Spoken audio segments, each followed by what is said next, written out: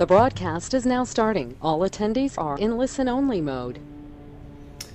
Well, hey guys, I want to thank you for joining us on today's webinar.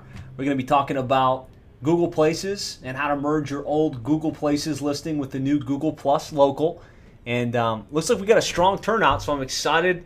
The real goal behind these sessions is to break away from the traditional webinar that runs an hour, goes through 10 minutes of why the internet's important and 10 minutes of who we are and what we do, and really just cuts through the fat and gets straight to the point on a very specific internet marketing topic that you can sink your teeth into and implement right away.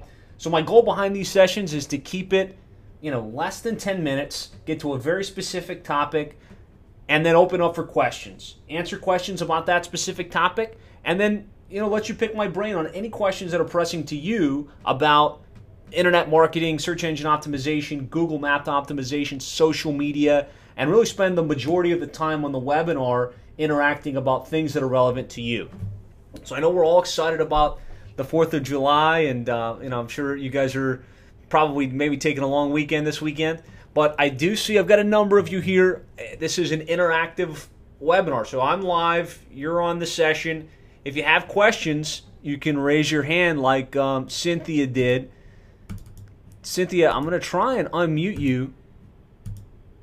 Cynthia, did you have a specific question that you wanted to ask before we get started? Okay, maybe not. Maybe you did that by accident. I'm going to mute you again. There's an option if you're logged in on the web that you can raise your hand and then I can see you and unmute you and we can talk live. Or there's a questions box. So please post your questions. That way we can dive in and discuss those questions. Well, without further ado, let's go ahead and dive right into the topic, how to merge your Google Places listing with the new Google Plus Local listing. And so what we're going to cover on the session is the latest changes with the Google Map listing, and it's kind of like a constantly changing equation. Things are constantly moving. So I'm going to bring you up to speed with some of the changes that have happened. I'm going to do a quick recap of the critical criteria for getting ranked on the Google Map. This session isn't going to be one of my 1 hour long, here's how you get ranked on the map sessions. It's really going to focus specifically on how to merge your listing, but I do want to recap some of the critical elements that you need to be paying attention to, and then we're going to drill down into actually how to merge your Places listing with your Google Plus Local listing. So we'll just start real quick. We'll talk about the fundamentals for getting ranked on the Google Map. There really are three core elements that go into getting ranked in the Google Map. The first is having a claimed and verified Google Plus Local listing or a Google Map listing. And you do that by going to google.com/plus, setting up a profile, creating a local business page, and building it out as much as possible. Having the information about your company, the services that you provide, uploading pictures, uploading videos, so that your listing's hyper relevant and it's hyper relevant to the area that you serve. And that's really where most people stop, right? Okay, so we've claimed our listings and we're done and there's nothing else to be done, but that's really just 10% of the effort. The other 90% of the effort that's going to go into actually getting you ranked on the Google Map is the rest of the work, which is really the other two criteria, is having consistency of your name, address, and phone number across the web through citation development, and having good, legitimate online reviews from your real customers in your real service area. And so citations are just web references of your company's name, address, and phone number.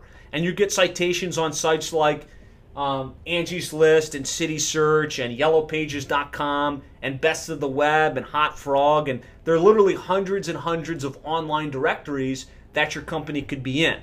And so one of the things Google looks at to determine whether you're a legitimate player in your market or not is if you show up in these various directories and on these various sites.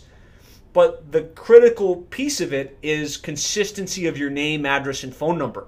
So you want to make sure you're referenced the same way on Angie's List, the same way on Judy's Book, the same way on yellowpages.com, and there's consistency of your name, address, and phone number profile all across the web. And then, of course, the other critical element is the reviews. And the best way to get reviews is to ask for them and have a strategic process where you're requesting reviews after service. And I like to say, have as many different touch points to request that review as possible. I mean, if you can have a card printed up in advance and have your technicians hand those cards out saying thanks for your business, here's a link to the review page on our site, we'd love it if you could write a review, that's a great play. If you've got a system set up where an email goes out to the customer after service thanking them for their business and giving them a direct link to the various places where they can write your review, that's a great play. And you can also potentially put it on your invoice, right? If you're leaving the customer with an invoice, hey, we'd love it if you'd write us a review. And so if you have these three elements working in your favor, having a properly claimed and optimized Google Map listing at google.com/plus and setting up your local business page, consistency of your name, address, and phone number across all the major online directories, and a lot of real authentic reviews from your customers in your real service area, you're well on your way to ranking well in the Google Map. And so if you are one of the folks that are on this webinar because you read my book, The Complete Guide to Internet Marketing for Plumbing Contractors, or you downloaded our free guide at our website, plumberseo.net, then some things have changed. There was a time that, I just got a question, so I got a little distracted. There was a time that all you had to do was go to google.com/places, and that's the way that it's referenced in the book, and you set up a Google Places listing. Well, some changes have come down the pipe. And so Google transitioned from Google Places to what they call Google Plus Local. And so Google set up Google Plus as their social media engine, kind of the answer to Facebook with some additional spins and some additional options. But within Google Plus, you have the ability to set up a page for your business. And so in that transition, Google has now made Google Plus Local the primary engine for controlling your Google Map listing.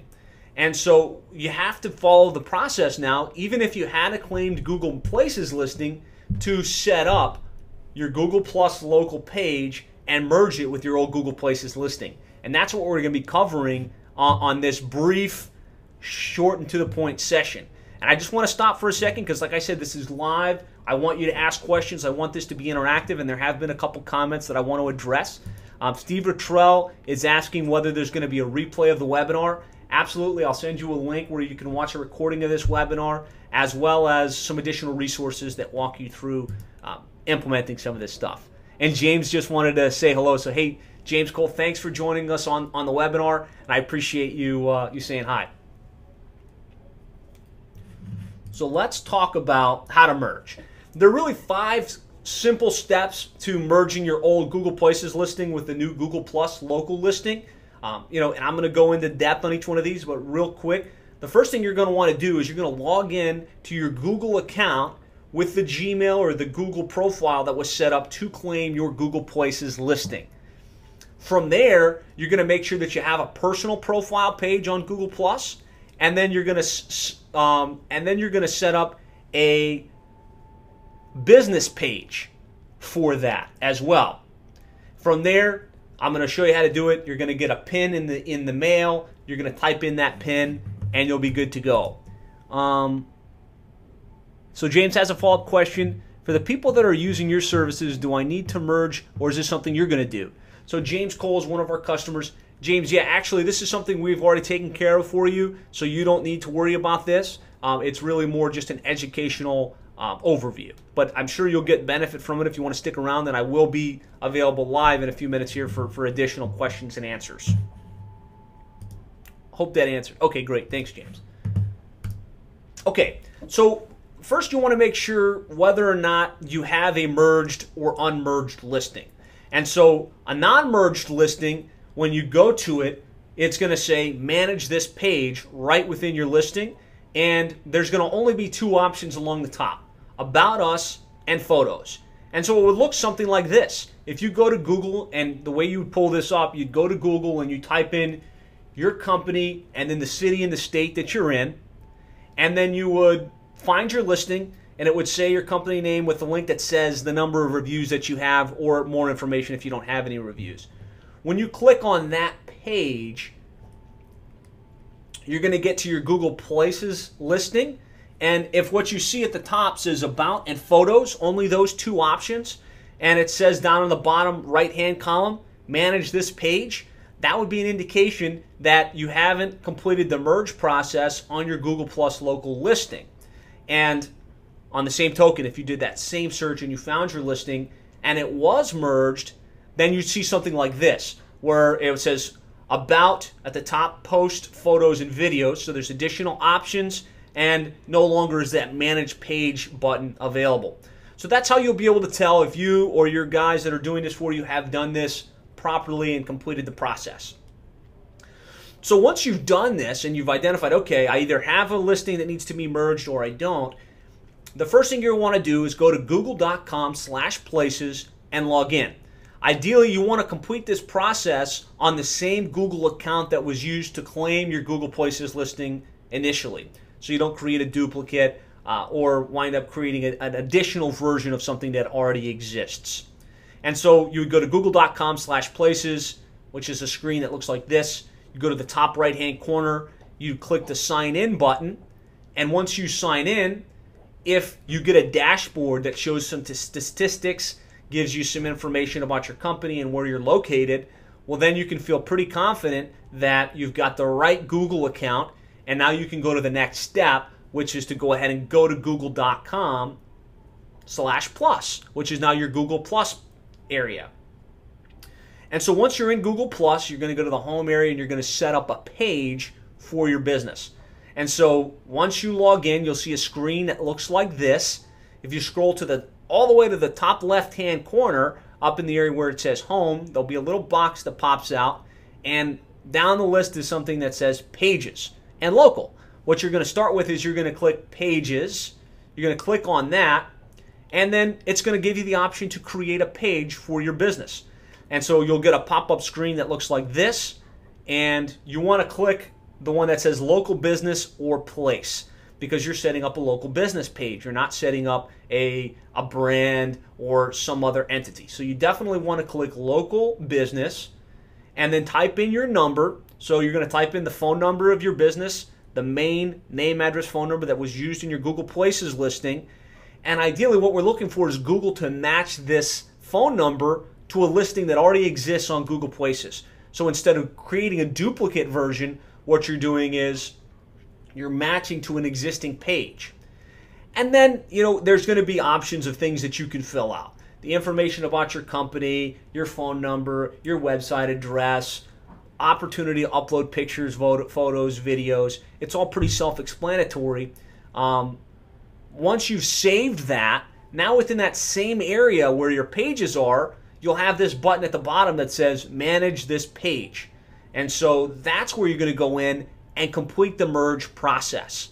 So you've logged into Google Plus Local, you've created a personal page, then you've created a business page. Now it's showing up in your dashboard. You have to complete the process by merging and verifying your listing.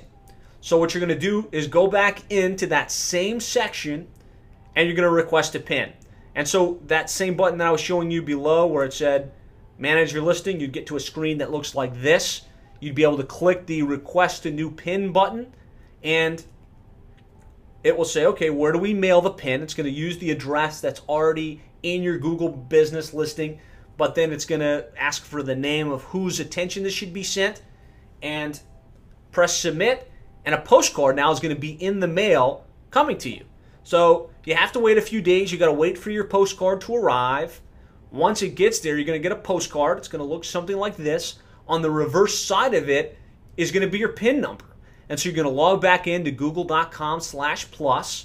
You're going to go back to that same area where you manage your listing. And this time, instead of requesting a PIN, you click the little link that says Enter your PIN. Type in the PIN code that's on the postcard. And you're done. You've actually merged your Google Places listing with your Google Plus local listing.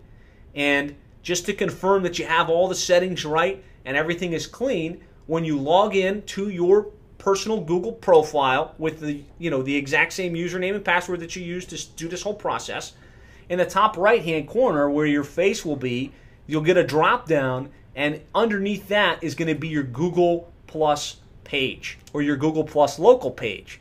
And so when you've got that, you know that you've properly merged your Google Places and your Google Plus local listing.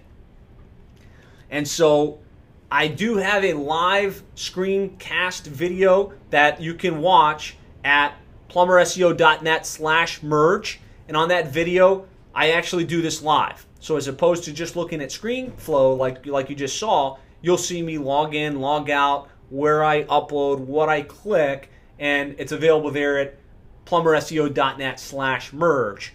But this should really clarify the process of how to merge your Google Places and your Google Plus local listing. As promised, I actually went a little bit longer. I went 15 minutes.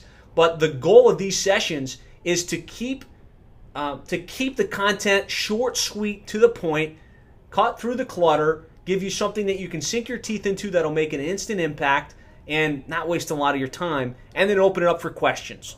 So now I've got a couple questions on the dashboard here I want to address. Now's the time. If you've got questions, you can either raise your hand on the webinar or you can type your question in. So let me address these questions. Cynthia is asking, I have two businesses at the same address. Google Plus is having a hard time with this. I tried Suite A and Suite B. Do you have any additional advice? I do. Obviously, you don't want to have two businesses at the same address. Creating a fictitious Suite A, Suite B type of scenario isn't going to be your best play.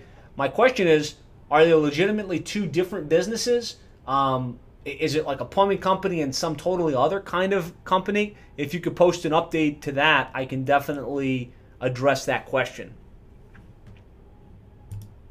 Yes, it's a real estate business and a plumbing company. Are they both owned by you, or are they owned by two separate people?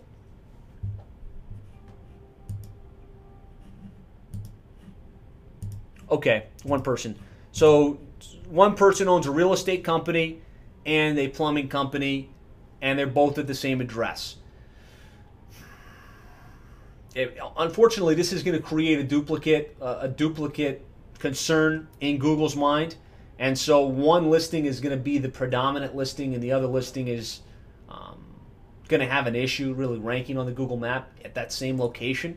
So what I would say is, I don't know how important it is for you to either have them both, but you're probably not going to get both. One of them is going to take the predominant space, and that's really going to be it. So what I would recommend would be to remove one from your dashboard, select the one that's the most important at that location, and update it. The one thing you might want to try, and again, it may or may not work, try using a different phone number for each one of these listings, and try and really develop the citations across the web if you necessarily have to have both at the same address.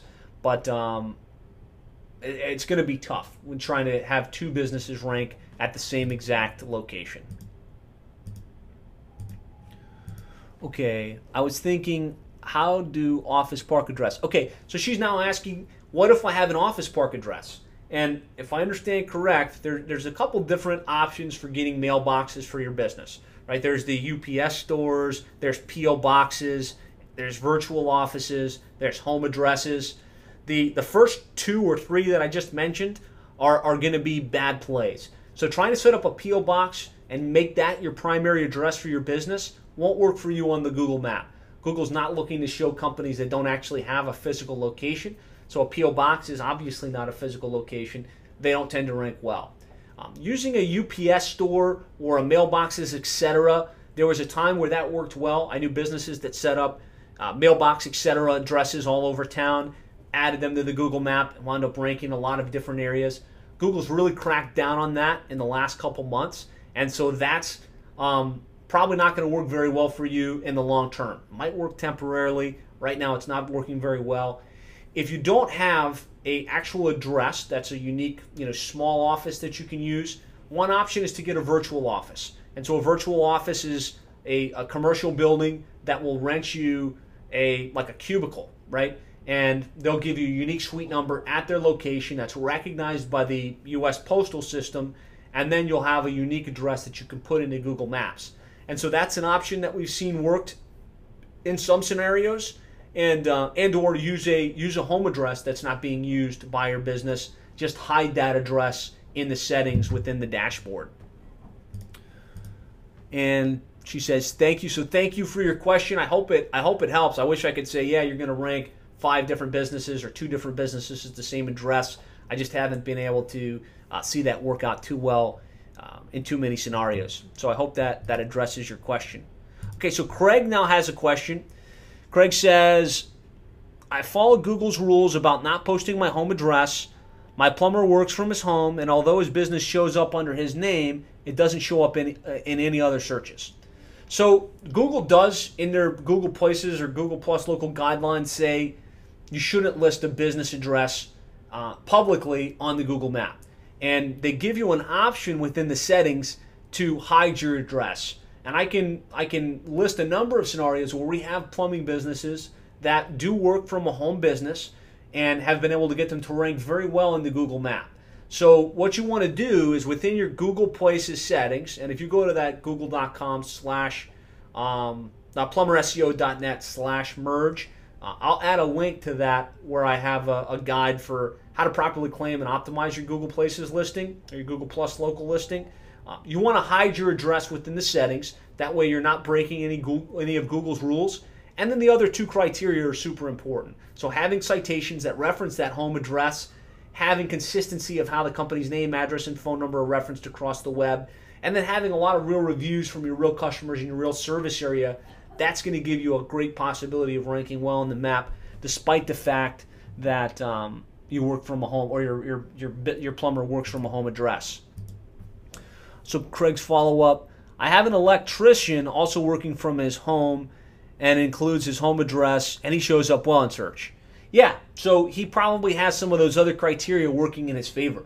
So your other, the other plumber, he's not ranking on the map because it's a home address. There must be something else going on, either with inconsistency of the name, address, and phone number, or not having enough citations, or just being in a hyper-competitive market that is preventing him from being able to rank as he could in the Google map. So Craig, I hope that, well, I see another follow-up question from you, so I'll try and jump straight to that. Let's see. So Craig's question is, our citation lists a P.O. box. That should be changed to a home address. Absolutely.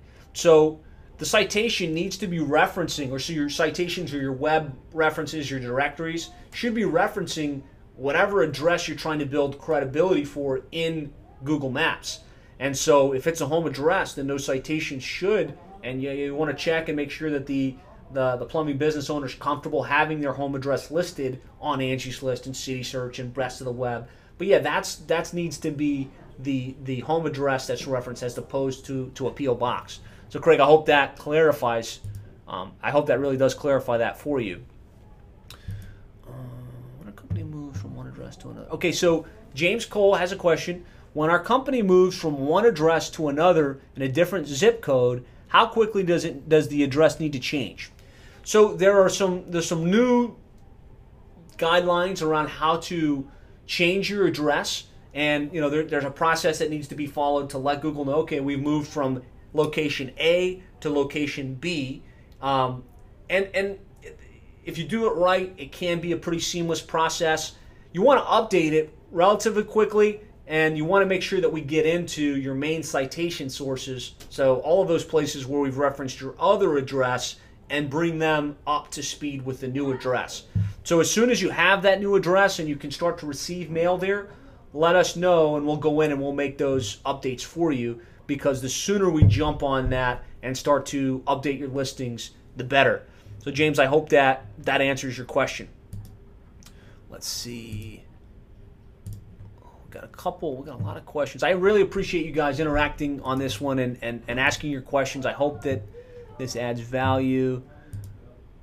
Yep. Okay, so Craig said that was probably his issue, the fact that there was a P.O. box in his listing. So good. I'm glad that helps. All right, so Sandro Tiani has a question. Thanks for joining us, Sandro. How to edit citations when the business is moving its location. Yeah, I mean, I wish I could say there's a push button option that works really well. There's a lot of companies that claim to have it, like Yext.com and I'm trying to think, universal business listing. They all say they've got like an API where you can go in one place, change the address, and press submit, and presto bango, all the citations are updated. We've tested these. They have some benefits. They do make some things easier, but it really isn't as clean and simple as they make it seem. It's a manual process. Work needs to be done. There are tools like brightlocal.com that can be used where you can type in your company's name, address, and phone number. It will scour the web and identify what all of the main citation sources are referencing, and you need to systematically log into yellowpages.com and log into angieslist.com and log into yelp.com and update that with the new address. And so it's a manual process. It needs to be done. There are tools to help you streamline it so you can keep track and do a cleaner job. And the one I just referenced there is brightlocal.com. So Sandra has a follow-up question, I think. Question from Sandro. Sandro, I answered that just then. I hope that answers your question. If you have a follow-up to that, just let me know. Okay, he says, that's a tough task. Yeah, it is a tough task. It's time-consuming. Obviously, it's important because ranking on the Google map is probably the #1 place that consumers look when they search for your plumbing-related services. So, is it time-consuming? Yes. Is it essential? I mean, does somebody need to go in and do it? Absolutely, because having the consistency of your name, address, and phone number with that address listed correctly makes it so that you can rank better in the Google map. So I hope that answers your question, Sandro. Feel free to post a follow-up to that. So, yep, okay, good. We're good. Thank you. Appreciate that. Craig says, Craig Atterbury, if I got slapped by Google for using a UPS store address, do you just start over? And the answer is yes. And it depends upon how you define start over, but you're probably best served to start over. I mean, literally take whatever that Google account was, delete it from your dashboard as a profile that you can control, and then reestablish your location. And so the way you reestablish your location is get an address other than a UPS store, go to the google.com/plus, add a new business, get it added to the Google map, and then systematically develop your citations for that new address with a new name, address, and phone number. Yeah, it happens. I've seen it happen a lot, especially, so he's saying he had a UPS store, he got slapped, he fell off the map, he's trying to work his way back up, and it's not working out. I see that happen mostly when you had multiple. So you didn't just go for one UPS store, maybe you went for like 5 or 6, so you could show up in multiple markets. Google had visual inspectors, or people looking on Google and pulling up map searches and really just deleting companies as a result of that. And so that's where I see the slaps having the biggest impact. So yeah, I would suggest start over in that environment.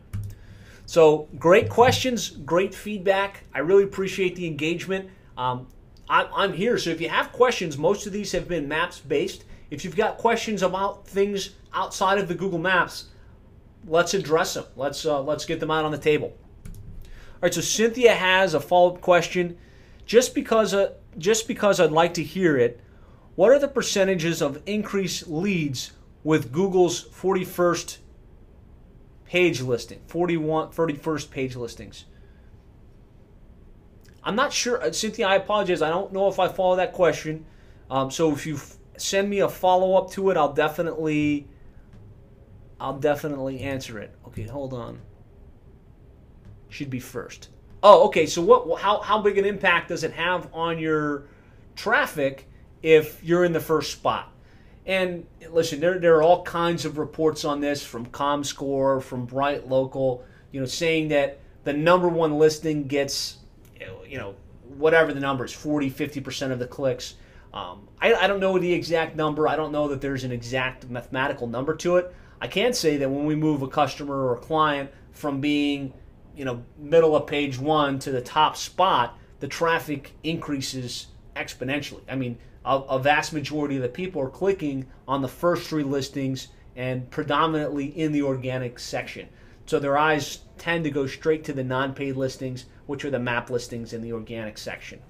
So Cynthia, I hope that answers your question. No problem about the typo there. I got you. Okay, Steve's got a question.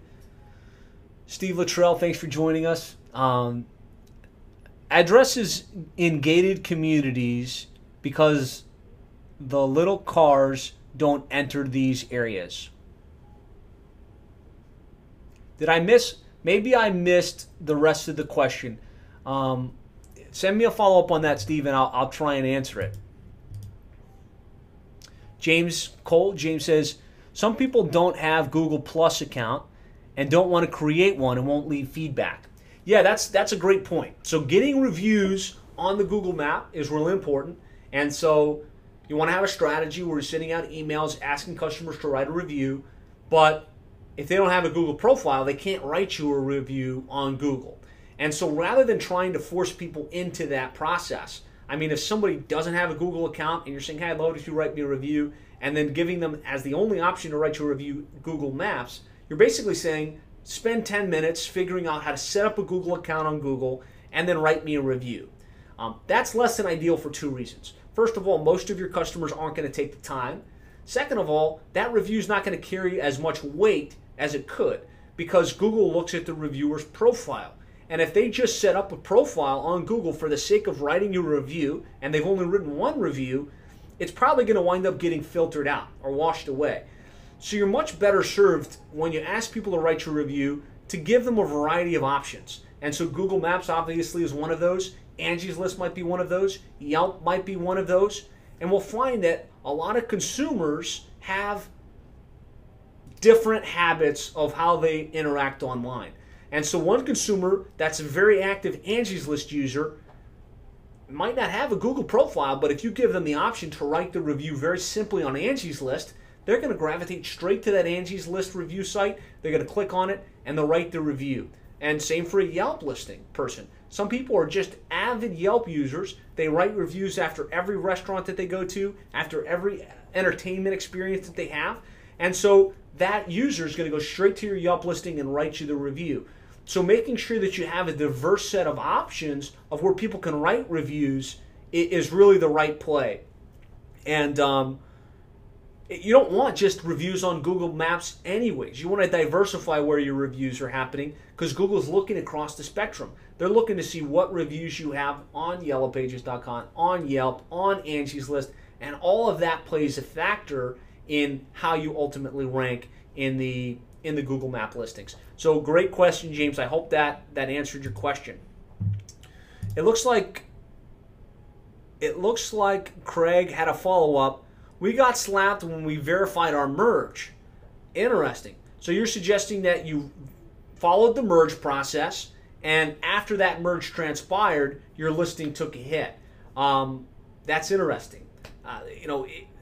The only thing I can say is there's a possibility there was something less than savory in Google's eyes as far as their, the name, the address, the phone number, something not being totally on the up and up. And so when you went through the merge process, Google said, wait a minute, this isn't a real location. And at that point, shut your listing down. And I guess that's a possibility. And something you want to weigh as you do this process, if you don't have a real location or if you did something less than ideal and you're ranking on the map, you might be better served to leave well enough alone if there's some underlying issue that could cause you a problem.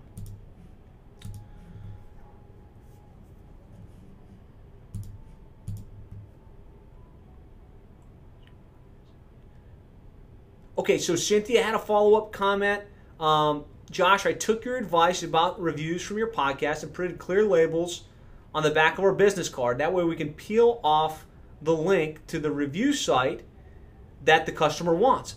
I love that. That is a great strategy. So apparently she printed up some labels that are clear, and what she's doing is based on what the customer wants to do or where they want to write a review, she puts it right on the back of the business card and gives that to the customer. Cynthia, that's a great idea. I really appreciate you sharing that with us. That takes what I was saying to a different level, and it's a great strategy. If they like Yahoo, I give them a business card with the Yahoo review site. Beautiful. I love it. So James had a follow-up here. how do you rebuild the morons that leave? How do you rebut the morons that leave reviews saying that your company charges thousands of dollars for $14 parts? Unfortunately, one of the most common sets of reviews that you get on the negative side of the equation is negative reviews about price. So they felt like you overcharged, or they felt like something was unfair from a price perspective. And at the end of the day, you're going to have some negative reviews. The way that you handle those reviews, the way that you address them, gives you the ability to position yourself. Remember, part of the equation here is we want quantity of reviews so that Google sees us as legitimate players. And so we're having a process where we're systematically requesting and getting reviews. The reality is nobody's perfect.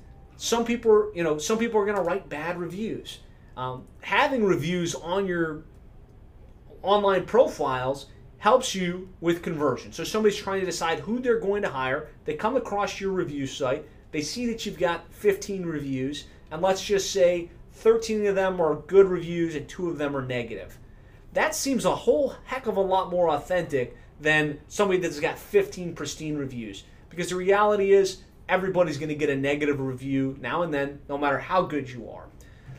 The way that you address something like a price concern or an upset customer about price, I would say make a public response to them, saying, hey, look, we're really sorry about any misunderstanding of the price.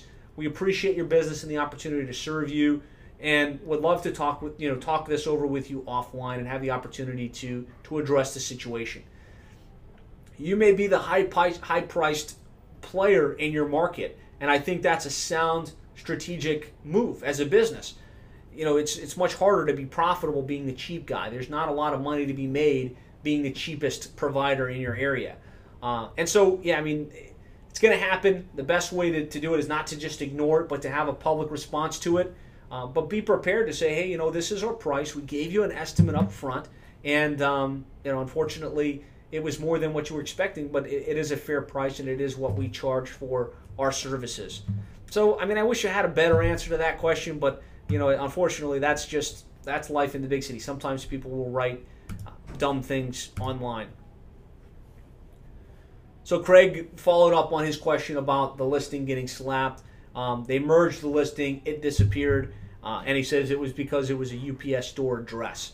So yeah, what happened was if you're gonna be building on a sandy foundation, right, which would be a UPS store, a house address that doesn't even belong to you, maybe a location that you don't really own or you don't have access to, and you're trying to build on that foundation. As you start to improve, or as you start to maybe merge your listing or to do more, sometimes some red flags are going to get raised and you're going to get hit. And so that's why you want to build on a solid foundation, a real address, a real virtual office that has a unique suite number that you control, so that you're building on something that's sustainable as opposed to something that might get taken away from you from one day to the next.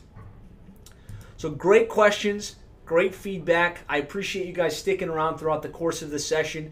I'm still here for questions. At this point, I'm not seeing anything else in the queue question-wise. So unless I see a question here in the next couple seconds, I'm going to wrap it up. Steve says thank you. Steve, thank you. Have a great 4th of July, everybody. I hope everybody has a great weekend, and we'll be continuing the process with these weekly sessions, talking about things that are really relevant, trying to cut straight to the point and cover a topic that's really relevant.